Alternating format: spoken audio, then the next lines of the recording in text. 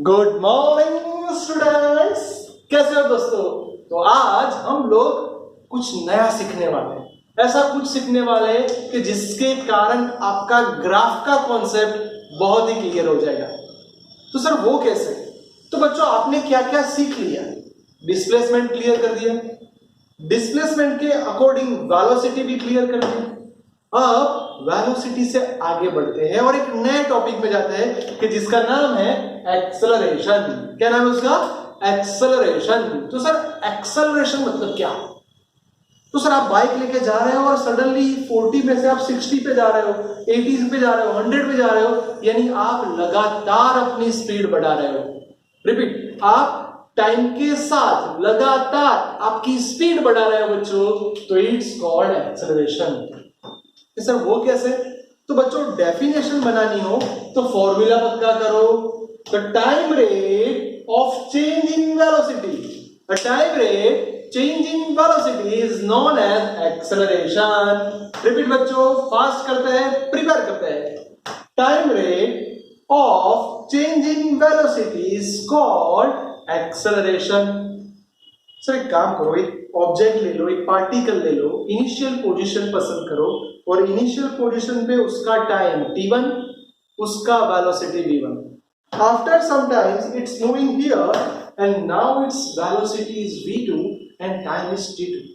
तो what do you mean by acceleration? Here acceleration is defined as last minus first. Repeat बच्चों, last minus first, यानी last velocity minus first velocity, यानी v2 minus v1।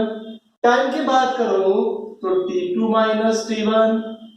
Sir ये हो गया हमारा acceleration. अब क्या एक्सेलरेशन स्केलर फिजिकल क्वांटिटी है कि वेक्टर फिजिकल क्वांटिटी है? तो सर वेलोसिटी कैसी है?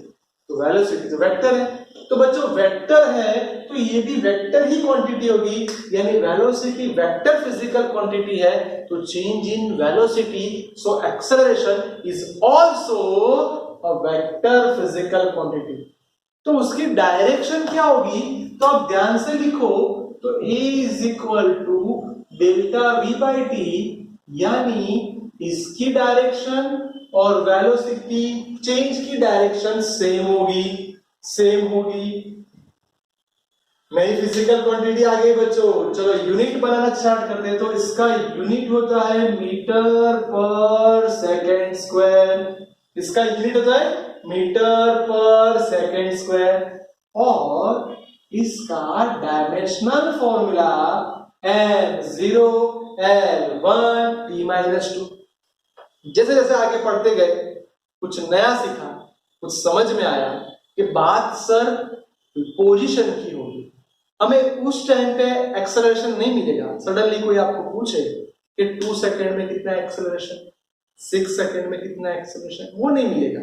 आपको एवरेज मिलेगा। क्या मिलेगा? आपको एवरेज मिलेगा। तो सर इंस्टेंटिनियस एक्सेलरेशन चाहिए, इंस्टेंटिनियस एक्सेलरेशन, तो आपको क्या करना पड़ेगा? तो सर आपने सिखाया था, उसको छोटे पार्ट में डिवाइड करना पड़ेगा और लिमिट लेनी पड़ेगी। चलो मेरे प्यारे बच्चों, मेरे साथ फिर से हो जाओ। क्या बोलना पड़ेगा? हमें छोटे पार्ट में डिवाइड करना पड़ेगा, यानी लिमिट लेनी पड़ेगी।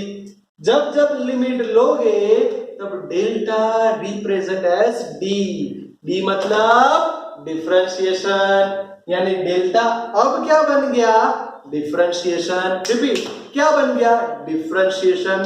तो हमारा फॉर्मूला रेडी हो गया बच्चों, a is equal to dv by dt, यानी आप लोग वेलोसिटी का डिफरेंशिएशन ले लो टाइम के रिस्पेक्ट में, डिफरेंशिएशन ले लो वेलोसिटी का टाइम के रिस्पेक्ट में, वो क्या बोला जाएगा मेरे प्यारे बच्चों? एक्सेलरेशन बोला जाएगा। क्या बोला जाएगा मेरे प्यारे बच्चों? एक्सेलरेशन बोला जाएगा। सडनली याद आया कि sir velocity is also derivation of displacement, यानी हमारे माइंड में अब क्लियर हो रहा है कि इसका फिर से डिफरेंशिएशन करना पड़ेगा। फिर से डिफरेंशिएशन करोगे तो एक्सेलरेशन मिलेगा। क्या मिलेगा? एक्सेलरेशन मिलेगा। यानी ऐसा बोलो, डिस्प्लेसमेंट का टाइम के रिस्पेक्ट में 2 बार डेरिवेशन, डिस्प्लेसमेंट का टाइम के रिस्पेक्ट में 2 बार डेरिवेशन, उसे एक्सेलरेशन बोला जाता है। चलो मेरे प्यारे बच्चों, ऐसा बोलना ट्राई करो, पक्का करो। डिस्प्लेसमेंट का टाइम के रिस्पेक्ट में 2 बार डेरिवेशन, एक्सेलरेशन मिलेगा। तो इतना पक्का है, एक्सेलरेशन मतलब वेलोसिटी का 1 बार, डिस्प्लेसमेंट का 2 बार, वेलोसिटी का 1 बार, डिस्प्लेसमेंट का 2 बार। फिर से पक्का करना ही पड़ेगा, कुछ भी हो एग्जाम में आने ही वाला है।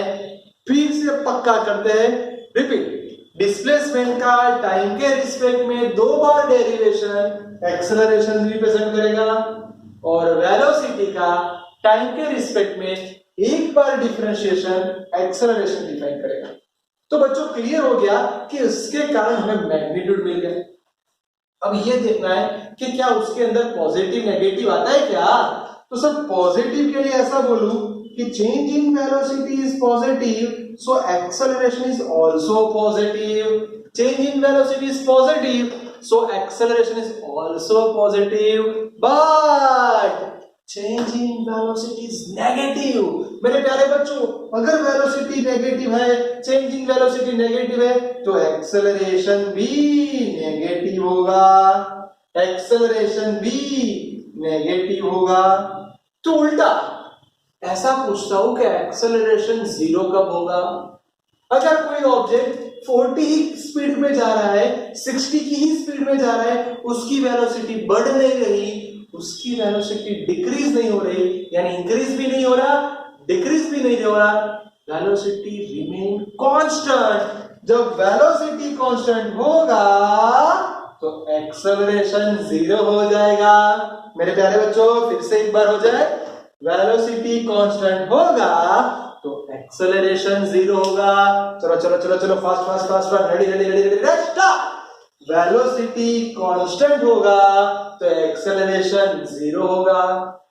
सर मजा आ गया, एक्सेलरेशन सीख लिया, एवरेज एक्सेलरेशन सीख लिया, इंस्टेंटेनियस एक्सेलरेशन सीख लिया। अब ग्राफ सिखा दो, यानी हम लोग एनसीईआरटी के साथ साथ सीबीएसई के साथ साथ जी की प्रिपरेशन भी कर पाए। तो उसके साथ हम ग्राफ को रिप्रेजेंट करते हैं। तो सर ये पहले क्लियर करना पड़ेगा कि एक्सेलरेशन पॉजिटिव कब होगा, नेगेटिव कब होगा, 0 कब होगा, यानी उसकी वैल्यू में हम कैसे चेंज कर सकते हैं। तो ऐसा बोलेंगे, अगर हम उसका मैग्नीट्यूड चेंज करें, वेलोसिटी का मैग्नीट्यूड चेंज करें तो भी एक्सेलरेशन चेंज होगा। अगर उसकी डायरेक्शन चेंज करें तो भी एक्सेलरेशन चेंज होगा। सर ये तो स्केलर क्वांटिटी के वेक्टर, सर आपने बोला वो तो वेक्टर क्वांटिटी है, यानी दोनों में चेंज करोगे तो भी एक्सेलरेशन चेंज होगा। अब मजा आ गया, ग्राफ को समझना है बच्चों, पक्का कर दो। क्या था formula, acceleration is equal to dv by dt था। अगर वेलोसिटी बढ़ेगा, इनिशियल से बढ़ेगा, यानी मैं 40 से जा रहा हूं, 40 से मैंने 60 कर दिया, जूम, यानी मैंने एक्सीलरेटर बढ़ाया, एक्सीलरेटर बढ़ाया तो मेरा एक्सेलरेशन भी बढ़ेगा। अब सडनली मैंने रेड सिग्नल देख दिया, ट्रैफिक देख लिया, खड्डा देख लिया, तो क्या मेरी स्पीड बढ़ाऊंगा मैं? नहीं। तो आप क्या करोगे, आप अपनी स्पीड डिक्रीज करोगे, आप अपनी स्पीड डिक्रीज करोगे, डिक्रीज करोगे तो स्लो डाउन होगा, तो बेटा आपका एक्सेलरेशन नेगेटिव होगा, क्योंकि 40 में से 30, 20, 1 एंड 0 हो जाएगा।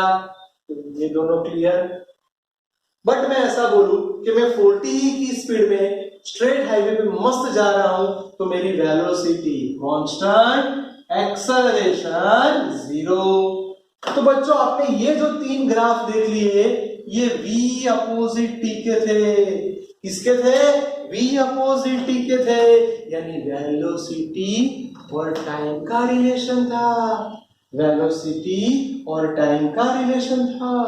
कोई आपको पूछे कि काम करो, आप डिस्प्लेसमेंट के साथ समझाओ, डिस्प्लेसमेंट के साथ समझाओ, तो याद रखना बच्चों, straight line becomes curve, straight line becomes curve, straight line becomes curve and constant becomes straight line. Repeat बच्चों, straight line becomes curve, straight line becomes curve, but constant represent as straight line. कि जैसे कि हमें पता है कि sir acceleration मतलब displacement का टाइम के रिस्पेक्ट में 2 बार डिफरेंशिएशन। तो अगर आपका ग्राफ अप जा रहा है, कॉन्केव बन रहा है, अप जा रहा है, तो एक्सेलरेशन पॉजिटिव है मेरे प्यारे बच्चों। समझ में आ रहा है?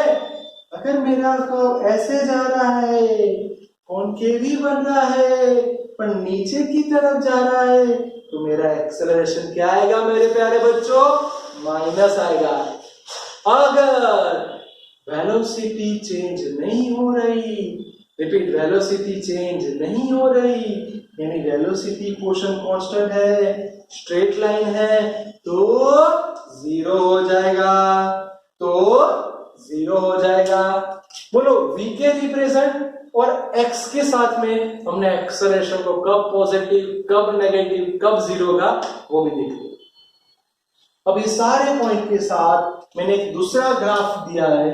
इस ग्राफ में हर एक पॉइंट के लिए कब पॉजिटिव होगा, कब नेगेटिव होगा, वो मैंने रिप्रेजेंट किया।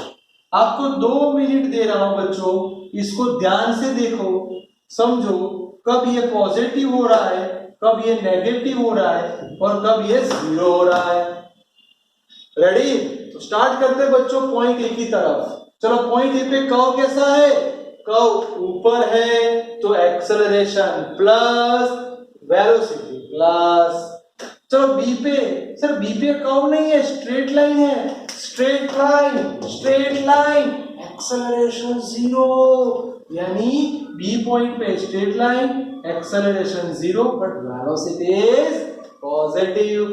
सर यही सामने ये रहा, इसमें भी कर्व नहीं है, स्ट्रेट लाइन है, स्ट्रेट लाइन है, वेलोसिटी नीचे की तरफ है यानी नेगेटिव, बट एक्सेलरेशन 0। मजा आ गया sir? A clear, B clear, D clear. अब ये सी जबरदस्त है। सी में कर्व देख सकते हो, कब नीचे जा रहा है, तो सी पॉइंट पे यानी टॉप पोजीशन में कर्व नीचे जा रहा है, नीचे जा रहा है, वेलोसिटी 0 हो जाएगी, बट एक्सेलरेशन नेगेटिव होगा। कर्व नीचे जा रहा है, एक्सेलरेशन नेगेटिव होगा। जबकि सबसे मेन पॉइंट है ई, आप देख सकते हो ई पॉइंट पे कर्व ऊपर की तरफ जा रहा है, कर्व ऊपर की तरफ जाएगा, के ऊपर बनेगा, एक्सेलरेशन पॉजिटिव होगा, एक्सेलरेशन पॉजिटिव होगा। सर ये भी क्लियर हो गया? तो सर ये पूरा का पूरा टॉपिक क्लियर है।